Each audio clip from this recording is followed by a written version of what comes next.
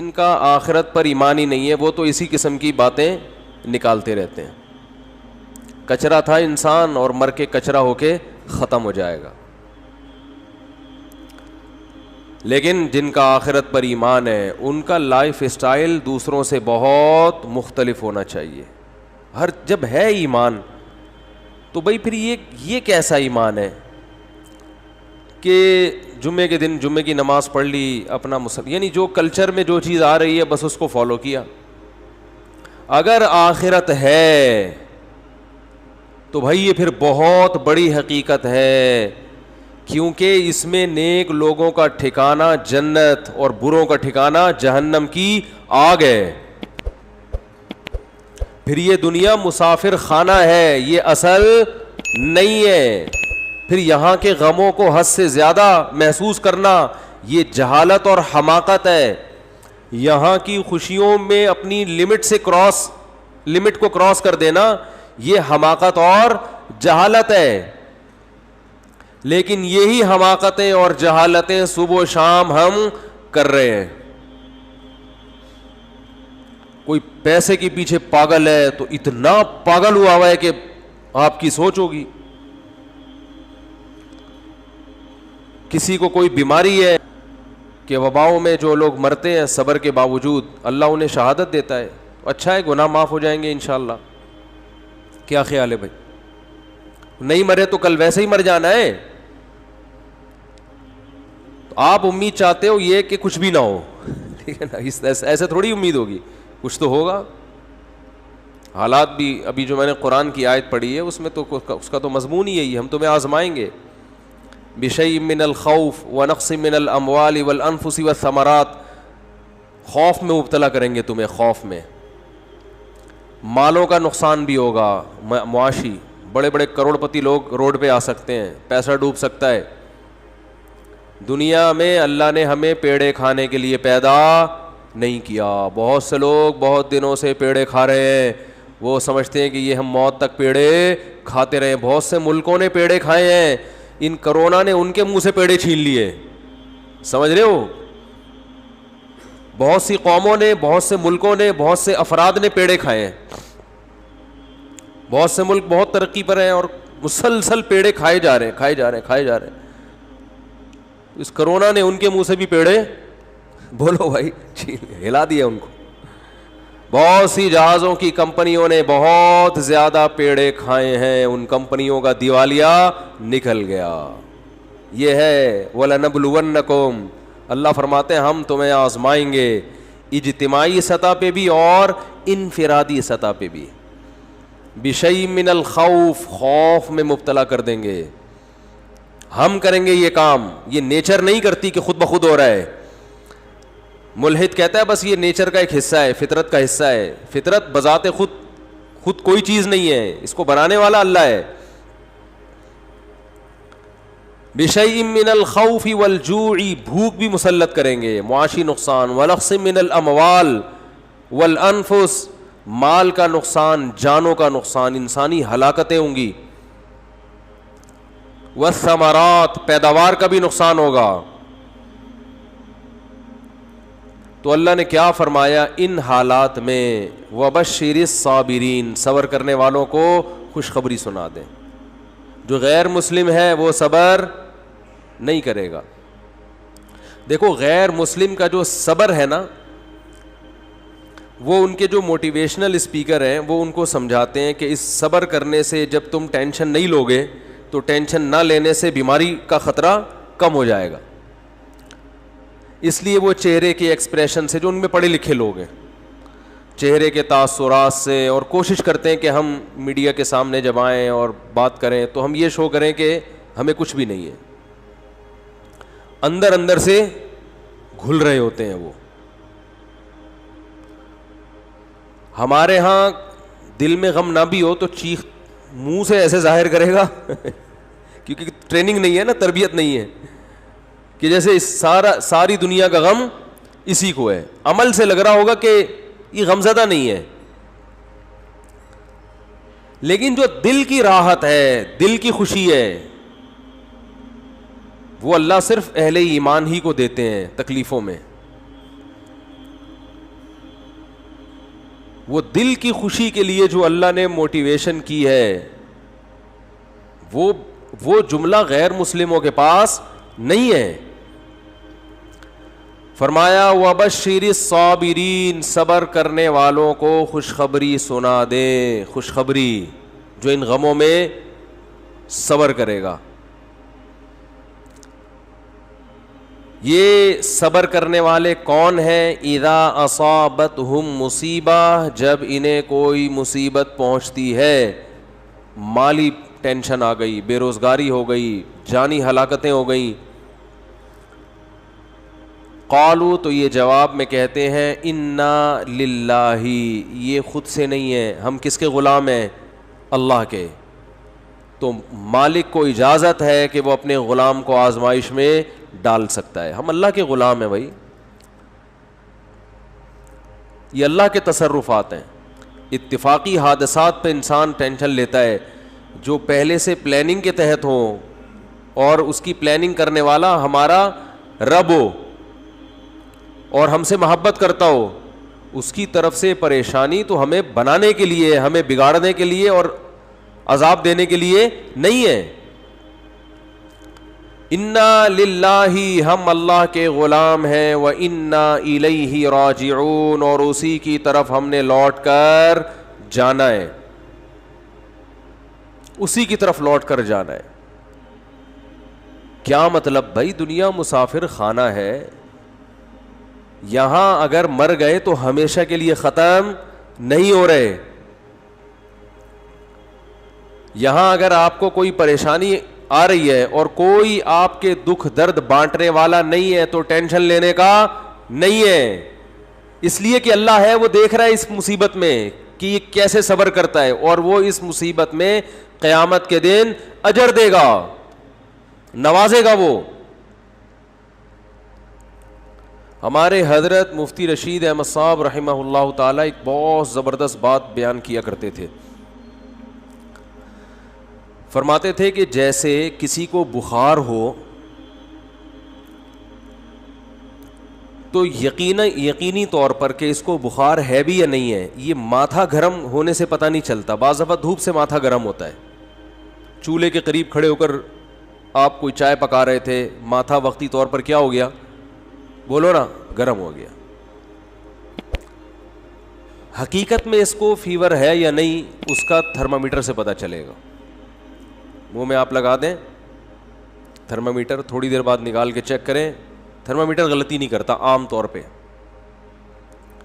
تو فرمایا کہ کسی کے ظاہری گیٹ اپ کو دیکھ کر، اس کی تسبیحات اور نماز کو دیکھ کر 100% اس کا اندازہ نہیں ہوتا کہ یہ دل سے دیندار ہے یا نہیں ہے، اس کا آخرت پر یقین ہے بھی کہ نہیں ہے. آخرت میں یقین اس کا کتنا ہے، اس کا پتہ اس وقت چلتا ہے جب یہ کسی پریشانی اور غم میں مبتلا ہوتا ہے. اس وقت اس کا ری ایکشن کیا ہوتا ہے، کس طرح سے یہ ری ایکٹ کرتا ہے. اذا مسہ الشر جزوعا ہے کہ شر پہنچا تو ایک دم چیخنا چلانا، شور شرابہ، ہائے یہ کیا ہو گیا، ہائے یہ کیا ہو گیا، وہی ایسے چیخ رہے ہیں، پاگل ہو رہے ہیں، میں خودکشی کر لوں گا، میں یہ کر لوں گا، میرے سے نہیں برداشت ہو رہا، یہ ہو. اس کا مطلب یہ صرف گیٹ اپ ہے. سمجھ میں آ رہی ہے بات؟ یہ صرف وظیفوں والے ہیں. اور اگر غم میں اور ٹینشن میں انسان کی زبان سے اچھی بات نکلتی ہے، غموں میں، اور میں نے بتایا تھا نا افغانستان میں جو امریکن آرمی آئی ہوئی ہے نا، وہاں سے جو افغانی آتے ہیں بتاتے ہیں کہ جب ان میں کوئی زخمی ہوتا ہے تو بہت چیختے ہیں، یہ بہت چیختے ہیں جیسے پتہ نہیں کیا ہو گیا. فوجی رو بھی رہے ہوتے ہیں، رپورٹ ہے یہ. کسی فوجی کا رونا کتنا برا عمل ہے کہ نہیں ہے؟ میدان جنگ میں فوجی رو رہا ہو. ہم نے تو مسلمانوں میں کبھی ایسا سنا نہیں، اپنے فوجیوں میں بھی کبھی ایسا نہیں سنا کہ فوجی ہو کے رو رہا ہے. ایک شاعر کا شعر یاد آ رہا ہے، اللہ کرے پورا یاد آ جائے. سن میری شہادت کا نہ تو ہوش اڑانا. بچہ اپنی ماں کو کہہ رہا ہے میدان جنگ میں جاتے ہوئے، یہ نظم بھی انشاءاللہ میں ریکارڈ کرواؤں گا. اخپل طریقے سے. بچہ میدان جنگ میں جاتے ہوئے اپنی ماں سے کہہ رہا ہے کہ اگر میں شہید ہو جاؤں تو ہوش نہ اڑانا, اسلاف کے ناموس پہ مت داغ لگانا. ہمارے اسلاف کی جو عزت ہے نا وہ اسی سے ہے کہ وہ میدان جنگ میں رویا بولو نہیں کرتے تھے. ان کے ناموس کو داغدار مت کرنا. سن میری شہادت کا نہ تو ہوش اڑانا, اسلاف کے ناموس پہ مت داغ لگانا. ہندو نہ کہیں کہہ دے کہ روتے ہیں مسلمان, کہیں کسی ہندو کو یہ کہنے کا موقع نہ مل جائے کہ مسلمان بھی میدان جنگ میں شہید ہو کر ان کی مائیں بھی روتی ہیں.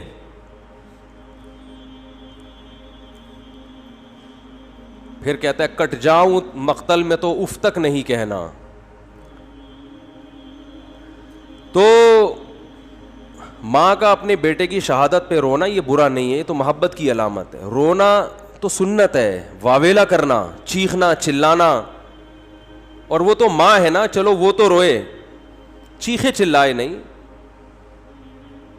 اپنی نواسی کی موت پر ہمارے نبی صلی اللہ علیہ وسلم کی بھی آنکھوں سے آنسو جاری ہوئے. آپ نے فرمایا کہ دل غمزدہ ہے, آنکھیں بہہ رہی ہیں, زبان وہی کہے گی جس پہ ہمارا رب راضی ہوگا. زبان سے وہی کہیں گے جس پہ اللہ کیا ہوگا راضی. آنکھوں پہ کنٹرول نہیں ہے تو رونے پر پابندی نہیں ہے. میدان جنگ میں تو رونا بری بات ہے. تو وہاں جو افغانی لوگ بتاتے ہیں کہ جو امریکن سے لڑنے والے لوگ ہیں ان کے جب گولی لگتی ہے تو ان کا ریئیکشن الگ انداز سے ہوتا ہے. امریکن کے جب لگتی ہے تو وہ پاگلوں کی طرح عجیب سے چیخ رہے ہوتے ہیں, چلا رہے ہوتے ہیں, وہی کیا ہو گیا. تو ان کا چیخنا بالکل درست ہے, اس لیے کہ ان کے سامنے آخرت نہیں ہے. ان تکونوا تعلمون فإنهم يعلمون كما تعلمون وترجون من اللہ ما لا يرجون. اللہ فرماتے ہیں اگر تمہیں, اہل اسلام سے اللہ خطاب کر رہے ہیں, میدان جنگ میں تمہیں اپنے ملک کے دفاع میں لڑتے ہوئے اگر تمہیں زخم پہنچتے ہیں تو ان کو بھی تو زخم پہنچتے ہیں. اس کو زخم پہنچ رہے ہیں پھر بھی لڑ رہا ہے اور تم میدان میں پیچھے ہٹ جاؤ.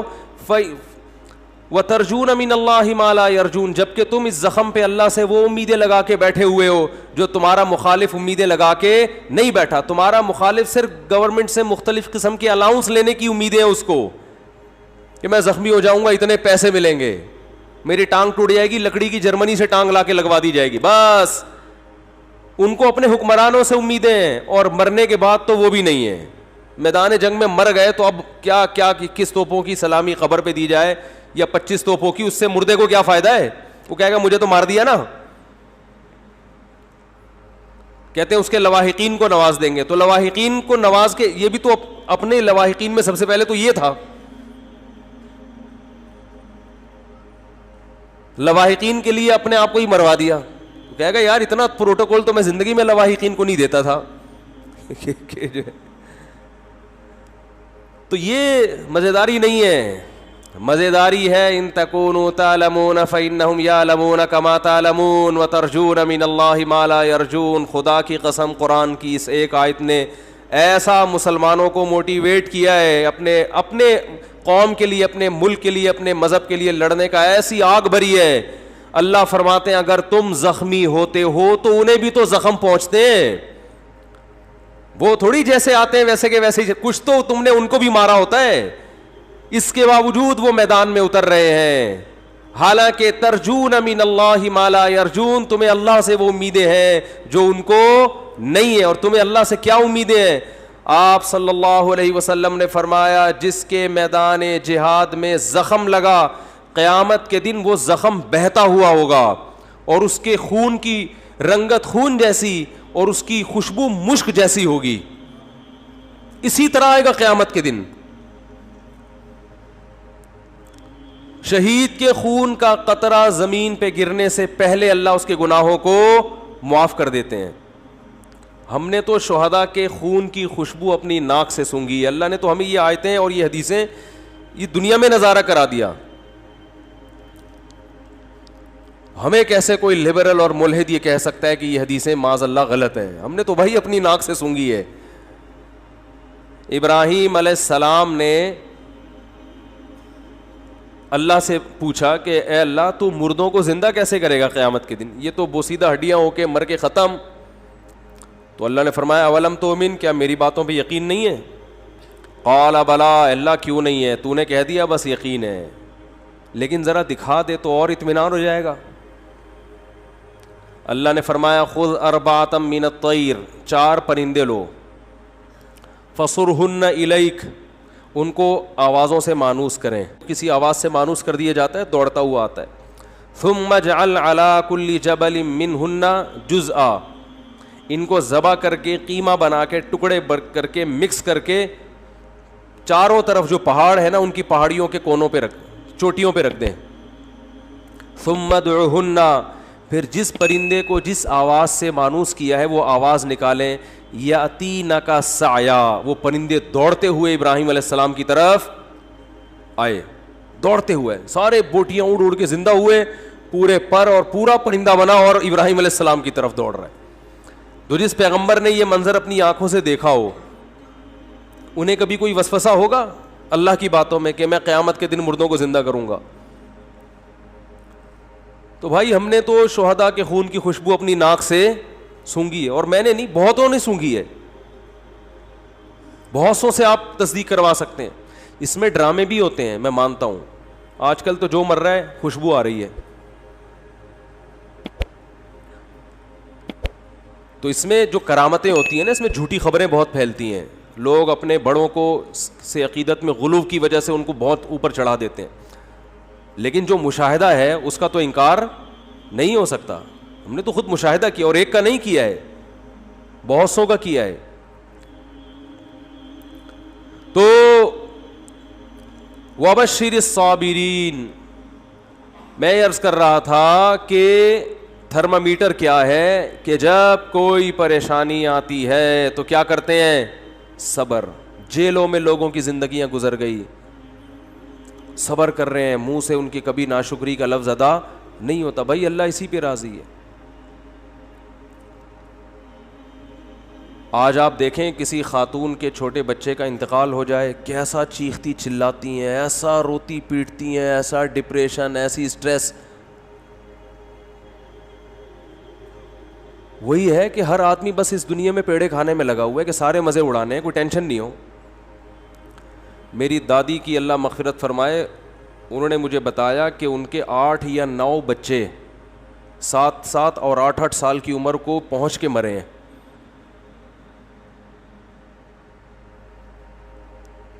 پھر غالباً 3 بچے ان کے بچے تھے, جن میں ایک میرے والد صاحب, تایا اور ہماری پھوپھی تھیں, اللہ تعالیٰ مغفرت فرمائے. ان تینوں کا انتقال ہو گیا, لیکن یہ بچپن میں ہی فوت ہو گئے تھے. ایک دفعہ بتایا کہ ایک بچہ میرا کھیلتا ہوا آیا, 7 یا 8 سال کی عمر تھی. کیسا محبوب ہوتا ہے 7-8 سال کا بچہ ماں باپ کو. آیا ہے, پانی پیا ہے مٹکے سے, گڑھے سے, پانی پیتے ہی زمین پہ گر گیا, انتقال ہو گیا. لیکن ان کا صبر کیسا تھا, بس روتی تھیں, ما قدر اللہ, جو اللہ کی طرف سے مقدر ہے.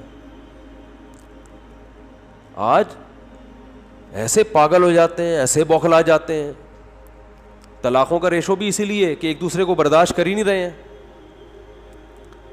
پہلے رشتے وجود میں آتے تھے, میاں میں خرابی ہے, عورت برداشت کرتی تھی, چلو بھائی چلاؤ گزارا چلاؤ. عورت میں خرابی ہے, میاں برداشت کرتا تھا, یار گزارا ہے, سارے مزے دنیا میں تھوڑی ہوں گے. اب نہیں بھائی, عورت کو میاں پورا ایکوریٹ چاہیے, بالکل سر کے بال سے لے کے پاؤں کے ناخن تک ریموٹ کنٹرول کی طرح وہ اس کے اشاروں پہ چلتا ہو.